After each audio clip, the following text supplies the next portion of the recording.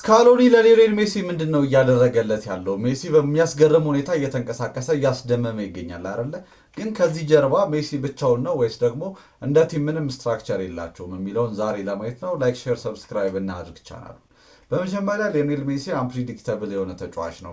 መገመት ያለብን አንድ ነገር ቢኖር ወይም ማወቅ ያለብን ሜሲ በጣም ኢንቴሊጀንሱ ከፍ ያለ ተጫዋች እንደሆነ ከማንኛቸውም እግር ኳስን ከሚጫወቱ ተጫዋቾች በላቀ ደረጃ ኳስን የመረዳትና አዌርነሱ እዛ ሜዳ ላይ ያለው ነገር በጣም አስገራሚ ነው። በስክሪን እየተመለከታችሁ ራሱ ልታስቡት የማትችሉትን ነገር በትክክል ሲያደርግ ተመልክተን እናውቃለን።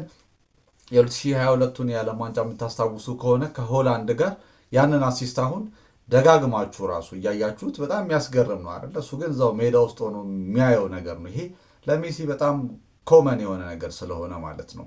ታዲያ የሜሲን ይህንን የላቀ እግር ኳስን የመረዳትም የመጫወትም አቅሙን ከግምት ውስጥ እንከታለን። ይሄ ትልቁ ኳሊቲ ነው። ግን ስካሎኒ ምንድን ነው ያደረገለት? እኛ ከምናውቀው አጫወት ውጪ ሳውዝ አሜሪካን በጣም የሚጫወቱበት የራሳቸው የሆነ መንገድ አላቸው። ምንድነው የሚባለው?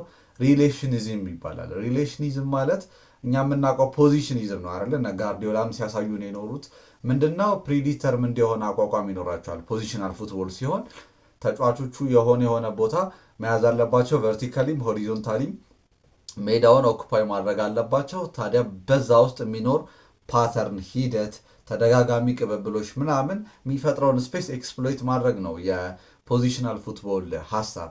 ይህኛው ግን በተቃራኒው ምንድን ነው? ሪሌሽናል ፉትቦል ይባላል። ያደጉት እንደምታውቁት የሳውዝ አሜሪካን እነዚህ ላቲን አካባቢ ያሉ ተጫዋቾች እንዴት ነው ጎዳና ላይ ሲጫወቱ ነው ያደጉት እና በጣም አንድ ለአንድ ኳሊቲያቸው አስገራሚ ነው። በጠባብ ስፔስ ውስጥ ኦፕሬት ማድረግ ምናምን በደንብ የሚችሉ ተጫዋቾች ናቸው። ስለዚህ ለእንደሱ አይነት ተጫዋቾች የሚሆነው አቋቋም ወይም ደግሞ ስትራክቸር ሪሌሽናል ፉትቦል ይባላል። እንደ ፖዚሽናል ፉትቦል አይደለም። ተጫዋቾቹ ስክሪፕትድ የሆነ ነገር ተሰጥቷቸው አይደለም የሚገቡት። ኳሱን የያዘው ሰው ሪፍረንስ ፖይንት ነው፣ እሱን ነው የሚከተሉት ማለት ነው። ለምሳሌ በግራ ክንፍ በኩል የሚሮጥ የሆነ ተጫዋች ካለ ሌሎቹ ተጫዋቾች እሱን ሰፖርት ለማድረግ እና በሱ ዙሪያ መክበብ ላይ ትኩረት ያደርጋሉ። ከዛ ኳሱን ፕሮግረስ ማድረግ ማለት ነው። ይህ የተለመደ ነገር ነው እና በአንዱ በኩል በጣም ቫኬትር ሊሆን ይችላል፣ ባዶ ሊሆን ይችላል አንደኛው ሜዳ።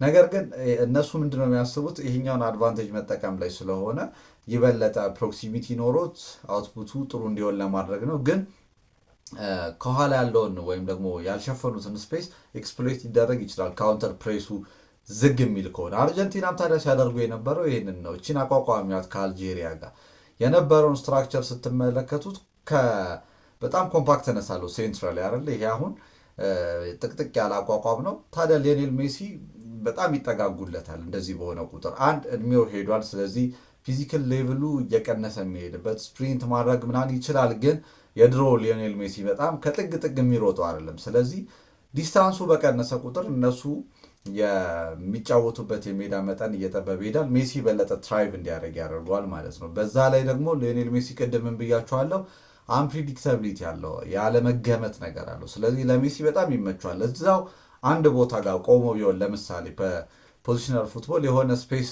ላይ መገኘት ግዴታው ቢሆን ኑሮ ፓተርኑም ይደጋገማል። ለምሳሌ በግራ ክንፍ በኩል ለሜሲ ያደርሱለት ከሆነ ተጫዋቾቹም ይህንን ያነባሉ። ስለዚህ ለሜሲ የሚሄዱትን ኳሶች በሙሉ የማስቆም እና ፕሪቨንት የማድረግ ነገር ሊኖራቸው ይችላል።